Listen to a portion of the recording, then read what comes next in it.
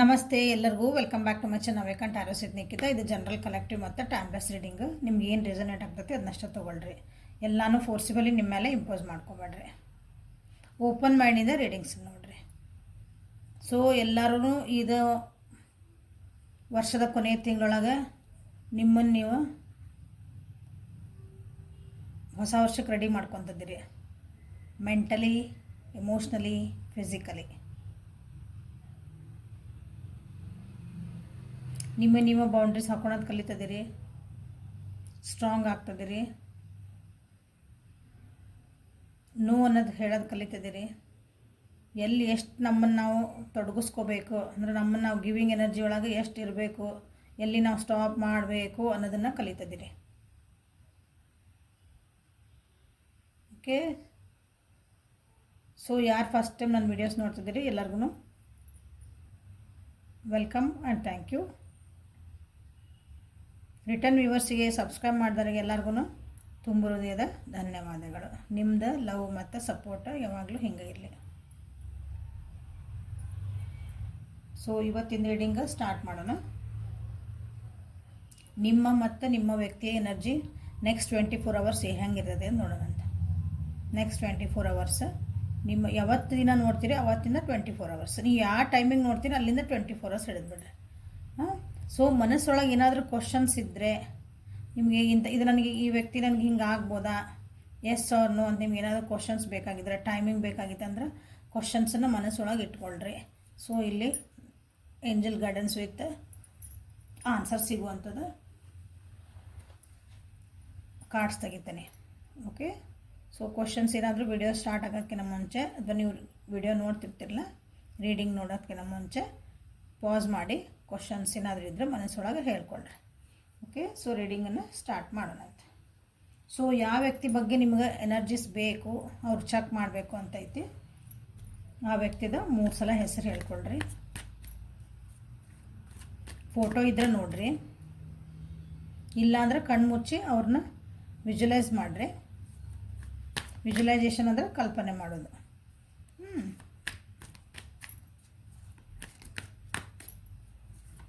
So ಇವತ್ತಿನ ದಿನ next 24 hours ನನ್ನ ವ್ಯೂವರ್ಸ್ ಮತ್ತು ಅವ್ರ ವ್ಯಕ್ತಿ ಯಾರ ಬಗ್ಗೆ ನೋಡ್ತಿದಾರಲ್ಲ ಅವ್ರದ್ದು ಎನರ್ಜೀಸ್ ಹೆಂಗಿರ್ತಾವೆ. ಸೊ ಈ ಕಡೆ ನಿಮ್ಮ ಎನರ್ಜಿ, ಇದು ನಿಮ್ಮ ವ್ಯಕ್ತಿ energy.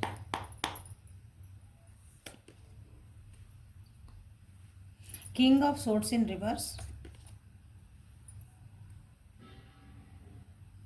8 of pentacles. So clarify ಮಾಡ್ತೀನಿ. King of swords, please clarify. Temperance, clarify. 8 of pentacles. 5 of wands in reverse. So ನಿಮ್ಮ ವ್ಯಕ್ತಿ energies. 6 of cups in reverse.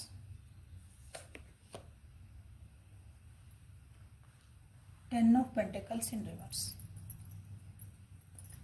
Clarify 6 of cups. Knight of wands. Clarify 10 of pentacles. 2 of cups. ಕಾಣ್ತದವಲ್ಲ. So overall energy ಏನಂತ ನೋಡೋಣ.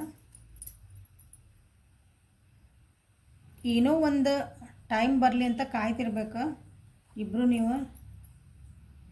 ನಿಮ್ಮಿಬ್ಬರ ನಡುವೆ ಜಗಳ ಆಗ್ಯಾವು, ಮಾತುಕತೆ first ಆಗ್ಯಾವು ಮೊದಲಿಗೆ.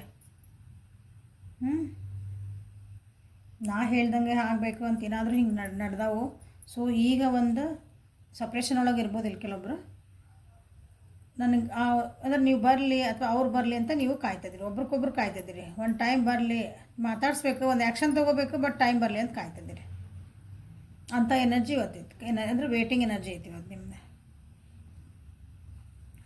ಸೊ ನೋಡ್ರಿ, overall energy so beautiful. 6, 10, 5, 2. Okay. Numbers ಭಾಳ ಇಂಪಾರ್ಟೆಂಟ್ ಅದಾವೆ ನೋಡ್ರಿ ಯಾರ್ಯಾರಿಗೆ. 2, 2, 2, 2, 6 6 10 10 ಇದು 5 5. ಸೊ ಓವರಾಲ್ ಎನರ್ಜಿ ಒಳಗೆ ಒಂದು ಹ್ಯಾಪಿ ಎಂಡಿಂಗ್ ಬೇಕು ಅಂತ ನೀವು ವೇಟ್ ಮಾಡ್ತಿದ್ದೀರಿ. ನಿಮ್ಮ ರಿಲೇಷನ್ಶಿಪ್ ಯಾವ ವ್ಯಕ್ತಿ ಬಗ್ಗೆ ನೀವು ನೋಡ್ತಿದ್ದೀರಲ್ಲ ಆ ವ್ಯಕ್ತಿ ಜೊತೆಗೆ ಒಂದು ಖುಷಿಯಾದಂಥ ಒಂದು ನಾವು ಬಾಂಡಿಂಗ್ ಬೆಳೆಸ್ಕೋಬೇಕು. ರಿಲೇಷನ್ಶಿಪ್ ಒಳಗೆ ನೋಡ್ತಿದ್ರಿ ಅಂದರೆ ನಾವೊಂದು ಮತ್ತು ವಾಪಸ್ ನಾವು ರೀಕನ್ಸಿಲೇಷನ್ ಆಗಿ ರಿಯೂನಿಯನ್ ಆಗಿ ನಾವು ಒಂದು ಖುಷಿಯಾಗಿ ಜೀವನ ಅಂದರೆ ಒಂದು ಮತ್ತು ನಮ್ಮ ರಿಲೇಷನ್ಶಿಪ್ ಚೆನ್ನಾಗಿ ಆಗ್ಬೇಕಂತ ವೇಟ್ ಮಾಡ್ತಿದ್ದೀರಿ. ನೀವು ಇಲ್ಲ ನಮ್ಮದು ಒಂದು ಬಿಸ್ನೆಸ್ ವೈಸ್ ನಮ್ಮ ಪ್ರೊಫೆಷ್ನಲಿ ನಾನು ನೋಡ್ತಿದ್ದೇನೆ ರೀ ಇದನ್ನು ಅಂತಂದ್ರೆ ಅಲ್ಲಿ ಒಂದು ಏನಂತ equal and give and take ಇರಬೇಕಲ್ಲ ನಿಮ್ಮಿಬ್ಬರು ನಡುವೆ. ಕರೆಕ್ಟಾಗಿ ಬ್ಯಾಲೆನ್ಸ್ ಆಗಿ ಹೋಗುವಂಥದ್ದು ಎನರ್ಜಿ ಅದಕ್ಕೆ ವೇಟ್ ಮಾಡ್ತಿದ್ದೀರಿ. ಬಟ್ ಒಂದು ಸರಿಯಾದ ಟೈಮ್ ಬರಲಿ ಅಂತ ವೇಟ್ ಮಾಡ್ತಿದ್ದೀರಿ. ಸೊ ಇದು waiting energy today. So overall energy waiting energy. So ಇಲ್ಲಿ ಕಾರ್ಡ್ಸಿಗೆ ಬಂದರೆ ಇವತ್ತಿನ ದಿನ ನಿಮ್ಮ ಎನರ್ಜಿ ಹೆಂಗಿರ್ತೈತಿ ಅಂದ್ರೆ ಸ್ವಲ್ಪ ಡೌನ್ ಟು ಅರ್ತ್ ಆಗಿ ಇರ್ತೀರಿ. ಇವತ್ತು ಡೌನ್ ಟು ಅರ್ತ್ ಅಂದ ಸೆನ್ಸ್ ಸ್ವಲ್ಪ ಇಷ್ಟು ದಿನ ಹೆಂಗಿತ್ತು ನಿಮ್ಮ ಎನರ್ಜಿ ಅಂದ್ರೆ ಈ ವ್ಯಕ್ತಿ ಜೊತೆಗೆ ಸ್ವಲ್ಪ ಬಾಸಿಂಗ್ ಇದ್ರಿ ಅನಿಸುತ್ತೆ. ಇವತ್ತು ನಿಮಗೆ ಅನ್ನಿಸ್ಬೋದು ನಾನು ಅಷ್ಟೊಂದು ಹಂಗೆ ಮಾಡಬಾರ್ದಾಗಿತ್ತು, ನಾನು ಅಷ್ಟೊಂದು ಜೋರು ಮಾಡಬಾರ್ದಾಗಿತ್ತು, ನಾನು ಅಷ್ಟು ಜೋರಾಗಿ ನಂದೇ ಆಗಬೇಕು ಸ್ಟಬ್ಬನ್ನು ಆಗಬಾರ್ದಾಗಿತ್ತು ಅಂತ ಇವತ್ತು ನಿಮಗೆ ಅನ್ನಿಸ್ತೈತಿ. ಎಮೋಷ್ನಲಿ ಫೀಲ್ ಮಾಡ್ತೀರಿ ಇವತ್ತು. ಇಷ್ಟು ದಿನ ಅಷ್ಟು ಎಮೋಷನ್ಸ್ ಇದ್ದು ಇನ್ ದ ಸೆನ್ಸ್ ಎಮೋಷನ್ಸ್ ಇದ್ವು, ನಿಮಗೆ ಭಾವನೆಗಳಿದ್ವು ಆ ವ್ಯಕ್ತಿ ಜೊತೆಗೆ. ಅದನ್ನು ವ್ಯಕ್ತಪಡಿಸೋಕ್ಕೂ ನೀವು ಹಿಂದೆ ಮುಂದೆ ನೋಡಿದೆ ಅಂದರೆ ಇವತ್ತಿಲ್ಲ ನಾನು ವ್ಯಕ್ತಪಡಿಸ್ಲೇಬೇಕು, ನಾನು ಇಷ್ಟೊಂದು ಸ್ಟಬ್ಬನ್ ಆಗಬಾರ್ದು, ಅಥವಾ ನಾನು ಇಷ್ಟೊಂದು ನಾನು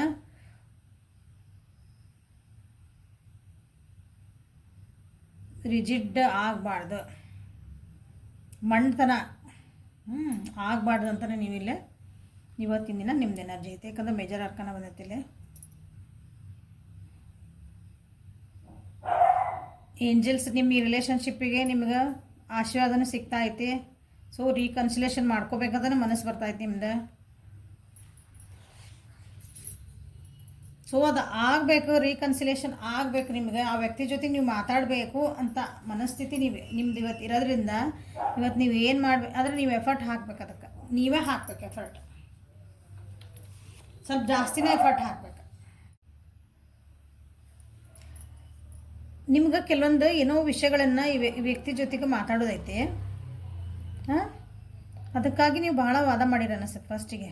ಬಟ್ ಇವತ್ತಿನ ಎನರ್ಜಿ ಒಳಗೆ ಹೆಂಗೈತೆ ಅಂದ್ರೆ ಐತಂದ್ರೆ ಸ್ವಲ್ಪ ಸಮಾಧಾನ ಇರ್ತೀರಿ ನೀವು. ತಾನಾಗಿ ಅವು ಓಪನ್ ಅಪ್ ಆಗಲಿ, ತಾನಾಗಿ ಗೊತ್ತಾಗಲಿ ವಿಷಯಗಳು. ಮತ್ತು ಇವತ್ತು ಪೇಷನ್ಸಿಂದ ಭಾಳ ಸಮಾಧಾನದಿಂದ ಕಾಯ್ತೀರಿ. ಆ ಎದುರಿಗಿರೋ ವ್ಯಕ್ತಿ ಏನಾದರೂ ಹೇಳ್ತಾರೆ, ನಾ ಏನಾದರೂ ಕೆಲವೊಂದು ನಿಮ್ಮಿಬ್ಬರು ರಿಲೇಷನ್ಶಿಪ್ ನಡುವೆ ಗೊತ್ತಿಲ್ಲದ ವಿಷಯಗಳು ಏನಾದರೂ ನಿಮಗೆ ಹೊರಗೆ ಬರೋ ಚಾನ್ಸಸ್ ಐತಿ. ಅದಕ್ಕೆ ತಾಳ್ಮೆಯಿಂದ ನೀವು ವೇಟ್ ಮಾಡ್ತೀರಿ ಇವತ್ತು.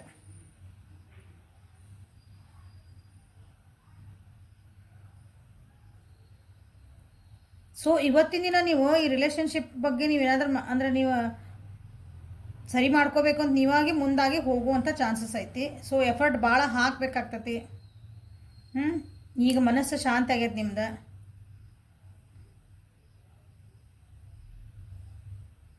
ಇಲ್ಲ ಒಪ್ಪಂದ ಮಾಡ್ಕೊಂಡ ಸೆನ್ಸ್ ಸ್ವಲ್ಪ ಮಾತಾಡ್ಕೊಂಡು ಸರಿ ಮಾಡ್ಕೊಳ, ಲೆಟ್ ಗೋ ಮಾಡೋಣ.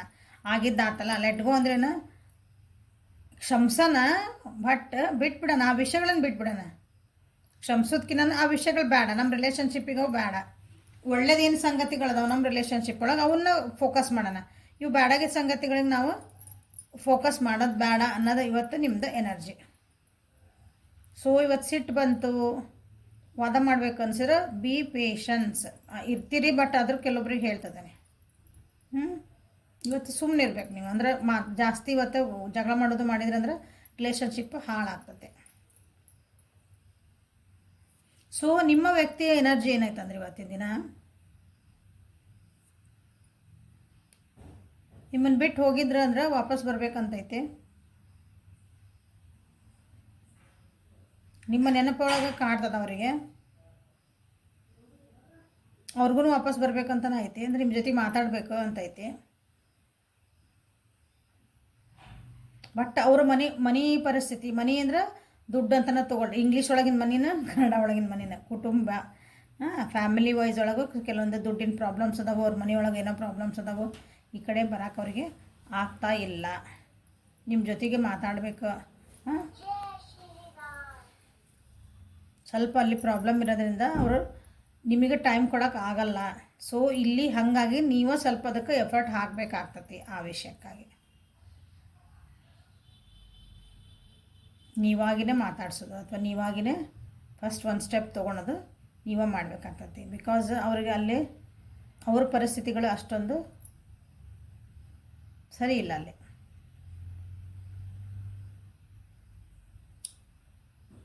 ಇವತ್ತು ಕೆಲವೊಬ್ಬರು ನಿಮಗೆ ಅಷ್ಟು ನೀವು ವಾಪಸ್ ಇವತ್ತು ಮಾತಾಡ್ಸಿದ್ರಿ, ಅವ್ರಿಗೆ ಏನಾದರೂ ಮಾಡಿದ್ರೆ ವಾಪಸ್ ಅಲ್ಲ, ಇವತ್ತು ನೀವು ಅವ್ರು ಮಾತಾಡ್ಸಿದ್ರಿ, ನಿಮ್ದು ಏನಾದರೂ ಒಂದು ಮನಸ್ಸೊಳಗಿಂದ ಹೇಳ್ಕೊಂಡ್ರಿ ಅಂತಂದ್ರೆ ಅವ್ರ ಕಡೆಯಿಂದ ನಿಮಗೆ ಪಾಸಿಟಿವ್ ಆಗಿನೇ ಒಂದು ರೆಸ್ಪಾನ್ಸ್ ಬರ್ತೈತಿ, ಭಾವನಾತ್ಮಕವಾಗಿನೇ ಬರ್ತೈತಿ. ಅವರು ಭಾಳ ಎಮೋಷ್ನಲ್ ಆಗ್ಯಾರ, ನಿಮ್ಕಿನ್ನ ಅವರ ಭಾಳ ಎಮೋಷ್ನಲ್ ಆಗ್ಯಾರ ಅಲ್ಲಿ.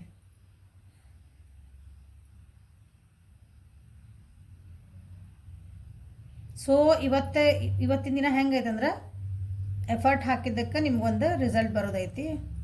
ಸೊ ಯಾರ್ಯಾರು ಬಿಟ್ಟು ಹೋಗಿದ್ರು, ಯಾರ್ಯಾರು ಮಾತು ಬಿಟ್ಟಿದ್ರು, ಸೊ ಇದು ರೈಟ್ ಟೈಮ್ ಅನ್ಕೊತೀನಿ. ಸೊ ಮಾತಾಡ್ಸಿದ್ರೆ ಮಾತಾಡ್ತಾರೆ, ಏನಾದರೂ ಕೇಳಿದ್ರೆ ಅದಕ್ಕೆ ಆನ್ಸರ್ ಸಮಾಧಾನದಾಗ ಕೊಡ್ತಾರೆ. ಬಟ್ ನೀವು ಬಹಳ ತಾಳ್ಮೆಯಿಂದ ಇರಬೇಕು, ದಟ್ ಈಸ್ ಅಂಡರ್ಲೈನ್.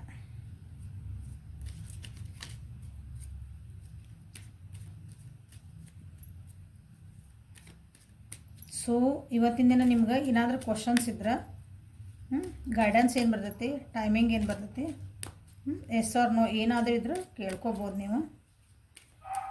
ಗೈಡೆನ್ಸ್ ಏನು ಬರ್ತದೆ ನೋಡೋಣಂತ. ಏಂಜಲ್ಸ್ ಪ್ಲೀಸ್ ಗೈಡ್ ಮಾಡ್ರಿ. Listen to your intuitions. ನಿಮಗೆ ಹೇಳ್ತದಾರ ನಿಮ್ಮ ಮನಸ್ಸು ಏನು ಹೇಳ್ತದೆ ಅದನ್ನು ಇವತ್ತು ಮಾಡಿರಿ. ಬೇಕಂದ್ರೆ ಬೇರೆಯವ್ರು ಹೇಳಿದ ಮಾತು ಕೇಳ್ಕೊಂಡು ಭಾಳ ಜಗಳ ಮಾಡಿಬಿಟ್ಟಿರ ಆಲ್ರೆಡಿ ನೀವೀಗ. ಅವ್ರು ಹಂಗಂದ್ರು ಇವ್ರು ಹಿಂಗಂದ್ರು ಅಂತಂದು ಭಾಳನೇ ಜಗಳ ಆಗ್ಯಾವ ನಿಮ್ಗೀಗ. ನಿಮ್ಮ ರಿಲೇಷನ್ಶಿಪ್ ಮೋಸ್ಟ್ಲಿ ಬೇರೆಯವ್ರು ಹೇಳಿದ ಮಾತು ಕೇಳಿನೇ ನೀವು ರಿಲೇಷನ್ಶಿಪ್ ಹಾಳು ಮಾಡ್ಕೊಂಡೋಗ್ಬೋದು. ಅದಕ್ಕೆ ನಿಮಗೆ ಹೇಳ್ತಿದಾರೆ ಇದು ನಿಮ್ಗೆ ಕರೆಕ್ಟ್ ಟೈಮ್ ಐತಿ. ಸೊ ನಿಮ್ಮ ಮನಸ್ಸು ಏನು ಹೇಳ್ತೈತಿ ಅದನ್ನು ಮಾಡಿರಿ.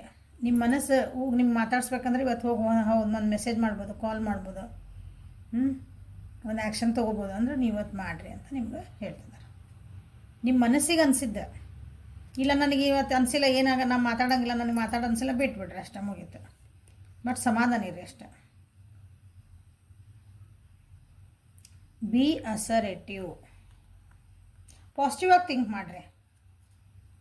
ಸೊ ಲೆಟ್ ಗೋ ಬಂತಲ್ಲಿ ಆಗಲೇ ಹೇಳಿದೆ ನಾನು. ಲೆಟ್ ಗೋ ಅಂದರೆ ಬ್ಯಾಡಾಗಿದ್ದ ವಿಚಾರಗಳನ್ನು ಭಾಳ ಪದೇ ಪದೇ ಪದೇ ಅದನ್ನು ವಿಚಾರ ಮಾಡಿನೂ ನೀವು ತಲೆ ಕೆಡಿಸ್ಕೊಂಡಿರ್ಬೋದು.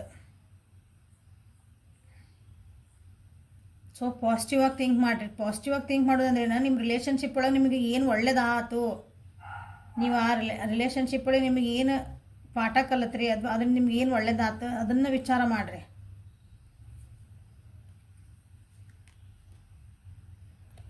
As for help from others.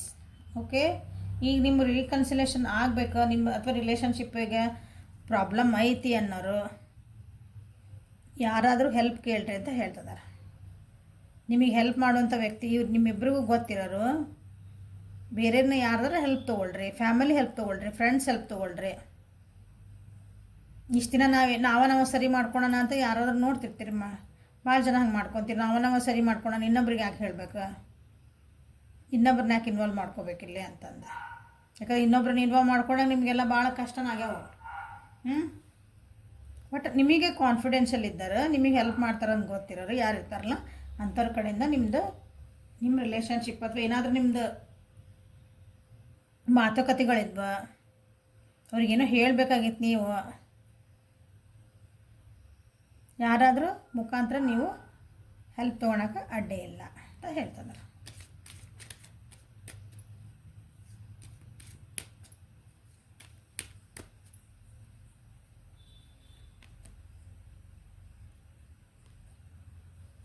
ಎರಡು ಕಾರ್ಡ್ ಬಂದಿಲ್ಲ, ಸರಿ.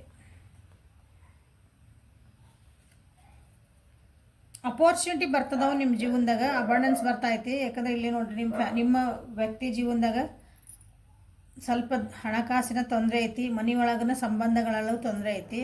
ಸೊ ನಿಮ್ಮ ಜೀವನಕ್ಕೆ ಅಥವಾ ಅವ್ರ ಜೀವನಕ್ಕೆ ನಿಮ್ಮ ರಿಲೇಷನ್ಶಿಪ್ಪಿಗೆ ಅಪಾರ್ಚುನಿಟೀಸ್ ಬರ್ತದವು, ಸರಿ ಮಾಡ್ಕೊಳಕ್ಕೆ ಅಪಾರ್ಚುನಿಟಿ ಬರ್ತದವು. ಅಪಾರ್ಚುನಿಟಿನ ಯೂಸ್ ಮಾಡ್ಕೊಳ್ರಿ ಅಂತ ಹೇಳ್ತಿದ್ದಾರೆ.